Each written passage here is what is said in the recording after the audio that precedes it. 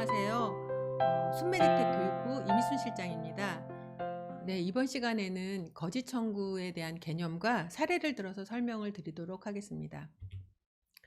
일단 거짓 청구는 출발선 자체가 실제 존재하지 않는다라는 개념이 존재합니다.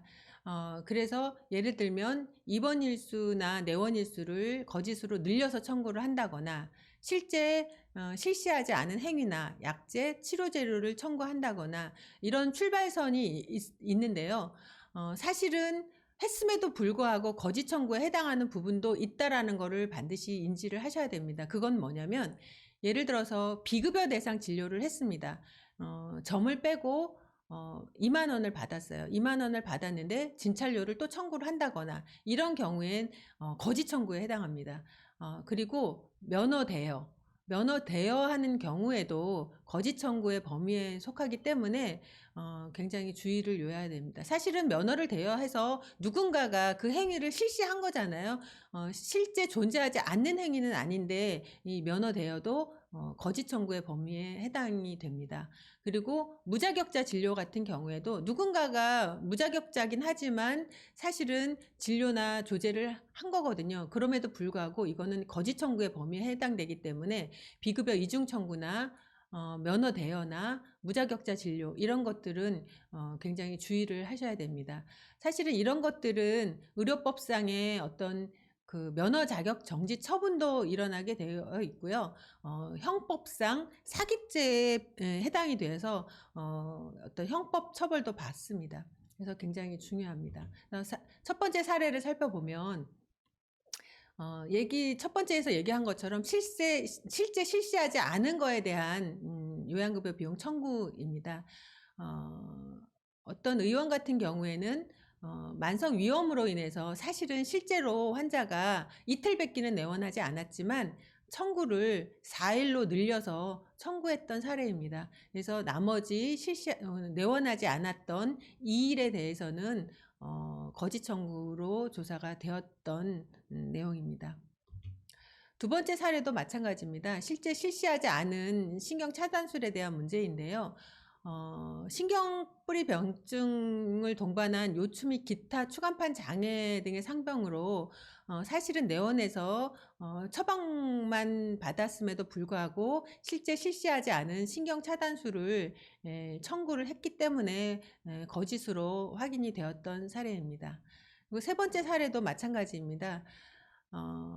상세불명의 치액상병으로 7일 동안 내원해서 수진자가 뭐 다른 처치를 했는데 사실은 실제적으로 좌욕은 실제로 실시하지 않았습니다. 그럼에도 불구하고 다른 약 처방과 더불어서 좌욕까지도 다 청구를 했는데 여기서 중요한 거는 하루에 내원해서 3가지 행위를 했다 하더라도 한 가지는 안 했으면 그 한 가지 행위에 대해서는 거짓으로 확인이 됩니다. 그렇기 때문에 진짜 실시하지 않은 행위를 했을 경우에는 거짓으로 확인됩니다.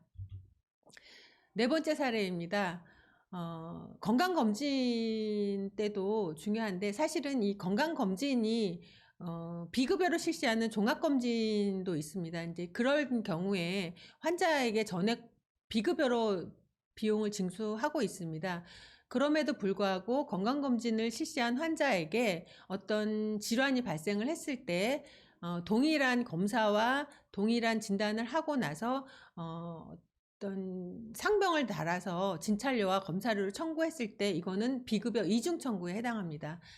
그래서 왜냐하면 건강검진 비용을 비급여로 지불하였기 때문에 청구할 수 없는 행위이기 때문입니다.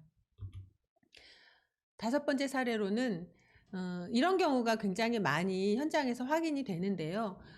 미용 목적의 어떤 행위를 했을 때 뭐 피부 관리라든가 여드름, 점 제거 뭐 이런 경우에 실시하고 그러니까 비급여로 비용을 징수한 부분에 대해서 예를 들어 어떤 상병을 달아서 뭐 진찰료나 약제나 이런 것들을 청구했을 때 이거는 비급여 이중 청구에 해당합니다.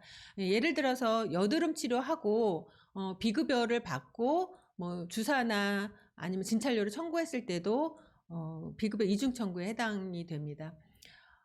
간혹가다 이거는 주의를 하셔야 되는데 전산 프로그램상 내원했을 때 환자를 검색을 하고 이거를 무수가 처리를 해야 되는데 그렇지 않고 엔터를 치게 되면 바로 청구로 넘어가서 진찰료가 청구될 수도 있습니다. 이건 프로그램 세팅의 문제이긴 하지만 고의나 과실을 따지지 않기 때문에 이런 부분도 요양기관에서는 주의를 하셔야 합니다. 6번째 사례는 무자격자에 대한 문제입니다. H 의원 같은 경우에는 임상병리사가 퇴사를 하고 한 달 남짓 채용을 못한 상태에서 심전도 검사를 간호사나 간호조무사가 실시하고 청구했던 사례입니다. 의료법상 면허된 것 외에는 의료행위를 할 수 없다라고 규정되어 있고요. 그리고 심전도 검사는 임상병리사가 실시하도록 규정되어 있기 때문에 이 또한 무자격자 진료로 확인되어서 거짓 청구에 해당이 되었던 사례입니다. 마지막으로 그 무자격자가 실시한 조제료인데요. 보통 병원에서 약사님이 휴가를 가거나 아니면 뭐 조기 퇴근을 하거나 이런 경우에 약사님이 안 계실 때 그 처방을 도와주는 조제실에서 처방을 도와주는 뭐 간호조무사나 이런 분들이 처방을 하는 경우가 가끔 있습니다. 이런 경우에도 무자격자 처방으로 확인될 수 있고 굉장히 주의를 하셔야 됩니다. 이런 경우는 병원급에서는 왕왕 있는 일이기 때문에 주의를 하셔야 됩니다. 사실 거짓 청구의 범위도 굉장히 넓고 이제 헷갈리는 부분들이 많기 때문에 어떤 위험한 부담, 어떤 조사를 받은 경우에는 그 내용이 거짓에 해당하는지에 대해서 저희 순메디텍에 02-898-4470으로 연락을 주시면 친절히 설명을 드리도록 하겠습니다.